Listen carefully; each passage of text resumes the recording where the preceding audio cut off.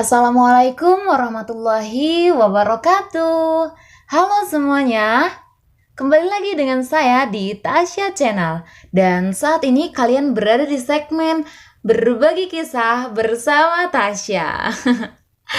Oke, jadi beberapa waktu lalu aku tuh dapat kisah ini dari salah satu guru aku. Semoga Allah meridhoi beliau. Dan tiba-tiba tuh aku kayak kepikiran, wah kayaknya aku harus berbagi kisah ke kalian semua gitu. Soalnya menurut aku kisah ini tuh adalah kisah yang inspiratif banget dan kamu juga harus tahu banget kisah ini. Oke, sebelum lanjut, yang belum subscribe, please subscribe dulu. Karena dengan begitu kalian ngedukung buat channel ini terus berkembang. Dan kalau kalian suka dan merasa kalau video ini bermanfaat atau video ini memang menginspirasi kalian, kalian tekan tombol like-nya dan share ke teman-teman kalian semua biar teman-teman kalian juga ngerasain manfaat dari video ini. Jadi, kisah ini disampaikan oleh salah seorang ulama besar dari Damaskus. Beliau bernama Syekh Hisham Al-Burhani. Sebelum memulai kisahnya ini, Syekh Hisham menegaskan bahwasannya ini adalah kisah nyata yang terjadi di Damaskus. Jadi, di Damaskus itu ada tempat pemakaman atau kuburan yang sangat terkenal, dan kuburan itu dinamakan kuburan Dahdah. Dan yang biasa dikuburkan di sana itu adalah para aulia, para syuhada, dan para pejuang, kata Syekh Hisham Al-Burhani ini. Lalu sama halnya seperti di Indonesia, setiap tempat pemakaman atau kuburan itu pasti ada yang namanya tukang gali kubur. Jadi di kuburan Dahdah ini juga ada tukang gali kubur. Dan pada suatu hari ada seorang wanita yang menghampiri tukang gali kubur itu, meminta dibuatkan sebuah galian untuknya. Lalu tanpa berpikir panjang, tukang gali kubur ini membuat galian. Setelah 1 jam berselang, datanglah jenazah yang tidak dihadiri oleh banyak orang seperti biasanya.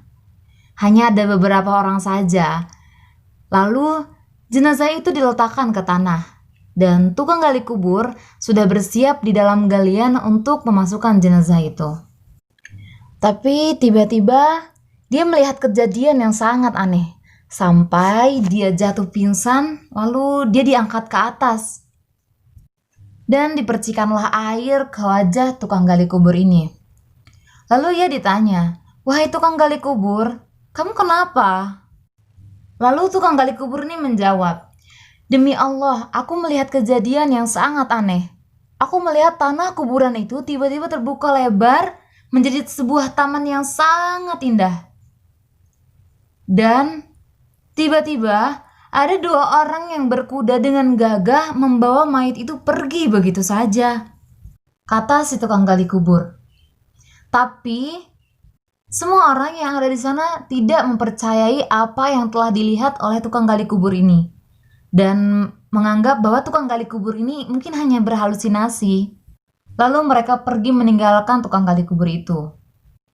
Beberapa bulan kemudian berselang, wanita ini menghampiri kembali si tukang gali kubur dan meminta untuk dibuatkan sebuah galian lagi. Lalu dibuatkanlah galian, setelah itu mayat pun datang. Dan kejadian yang sama terjadi. Ia melihat taman surga dan melihat 2 orang berkuda dengan gagah mengambil mayat itu pergi. Untuk kali ini, si tukang gali kubur itu tidak pingsan. Ia hanya terkejut dan langsung mengejar si wanita itu. Ia bertanya kepada wanita itu, "Wahai wanita, sebenarnya kamu ini siapa?" Tanya si tukang gali kubur.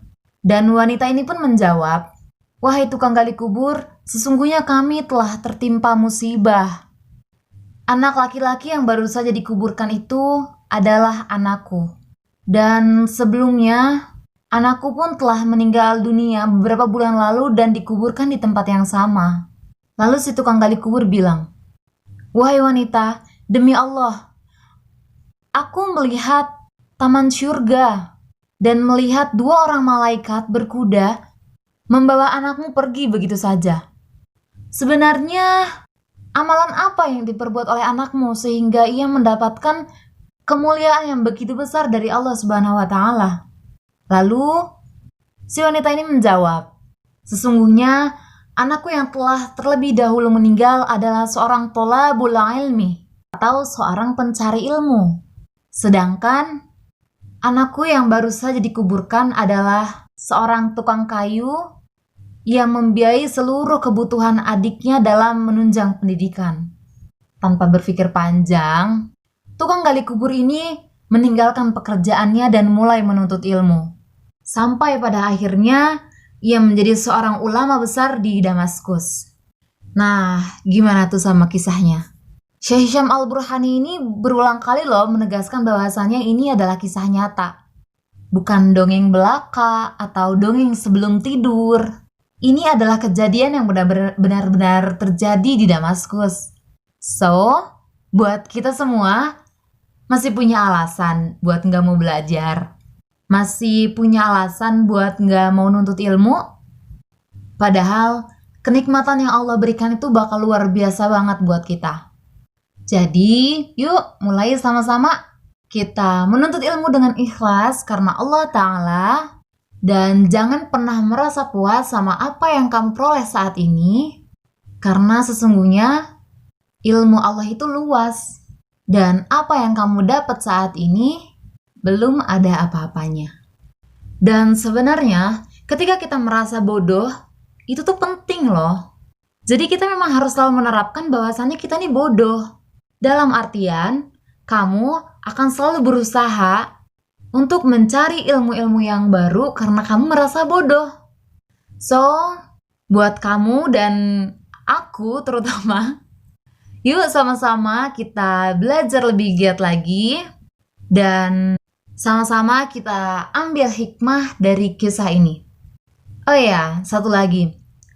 Buat kamu yang saat ini lagi nuntut ilmu, yang masih dalam proses jenjang pendidikan, pasti dong kebanyakan dari kalian semua masih dibiayain sama orang tua.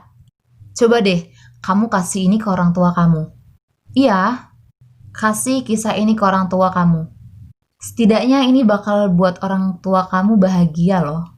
Soalnya aku udah coba. Sampai-sampai umi aku waktu dikasih tahu cerita ini berkaca-kaca gitu. Sambil bilang, ya Allah, amin ya kak. Semoga aja begitu. Oke. Jadi hari ini itu aja yang bisa aku sampaikan ke kalian semua. Semoga bermanfaat. Dan jangan lupa kalau kalian ngerasa video ini, podcast ini bermanfaat buat kalian atau bisa menginspirasi kalian semua, please share ke teman-teman kalian semua biar dia juga makin semangat buat belajar. Biar kalau lagi daring gak sambil tidur-tiduran. Atau biar kalau lagi daring gak sambil makan. Siapa yang masih suka gitu? Oke, bye-bye semuanya. Jaga kesehatan. Ingat pesan ibu. Wassalamualaikum warahmatullahi wabarakatuh.